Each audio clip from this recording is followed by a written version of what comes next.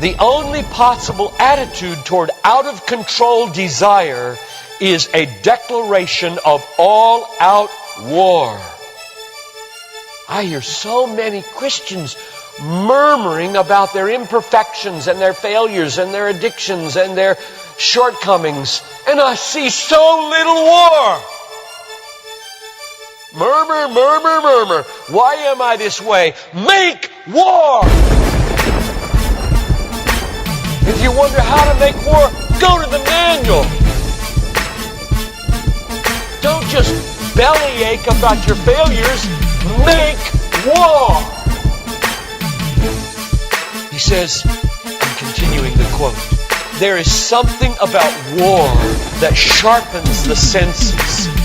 You hear a twig snap or rustling of the leaves and you are in attack mode. Someone coughs and you are ready to pull the trigger.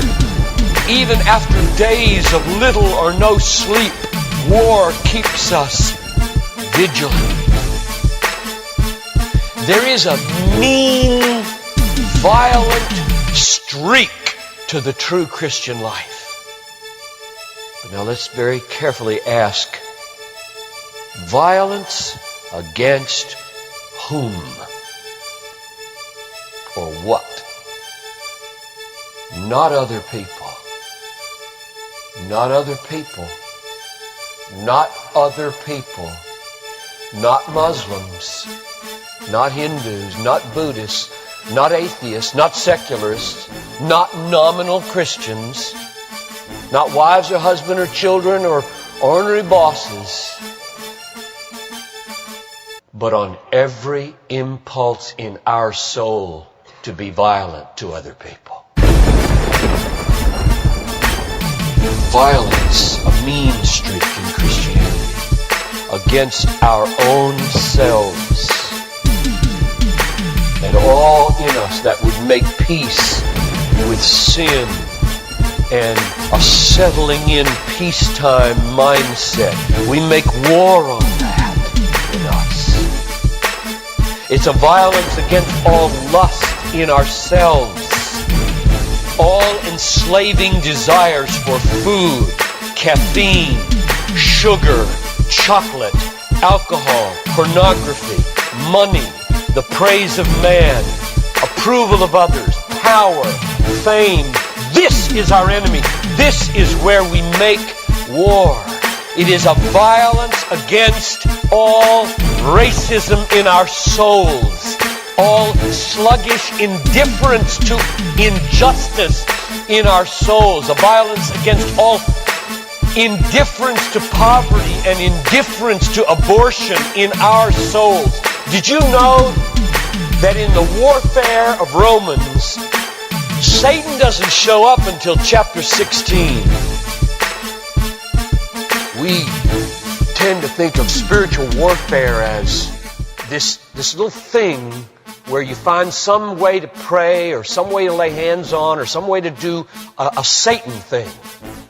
Well, that's important. Believe me, that's important. We war not against flesh and blood, but against principalities and powers and world rulers of this present darkness and spiritual hosts of wickedness in the heavenly places. That's important. But you know what? It's not nearly as important as this. Because the only foothold Satan has in your life is your flesh and your sin. Nobody goes to hell because of Satan. The only reason we go to hell is sin.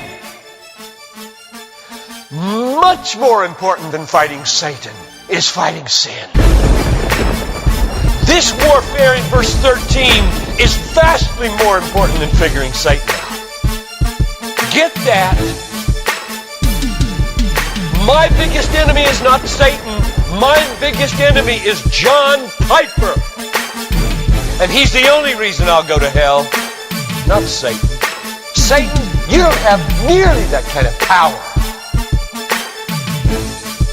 And therefore, I really care about us learning how to do this battle. Christianity is not a settle in, live at peace with the world the way it is religion. Like most Christians live their daily lives. Verse 13. If by the Spirit you kill. There's a mean streak in Christianity, and it's not against anybody else but ourselves. In fact, it's against the meanness of ourselves against other people. If you feel like you're a mean person against others, a harsh person, a critical person, you know your problem? You haven't learned to make war. You haven't learned to be mean. You haven't learned to get violent against your violence, against your meanness, against your critical spirit. And you complain of it, talk about it, but have you made war 24/7 against it?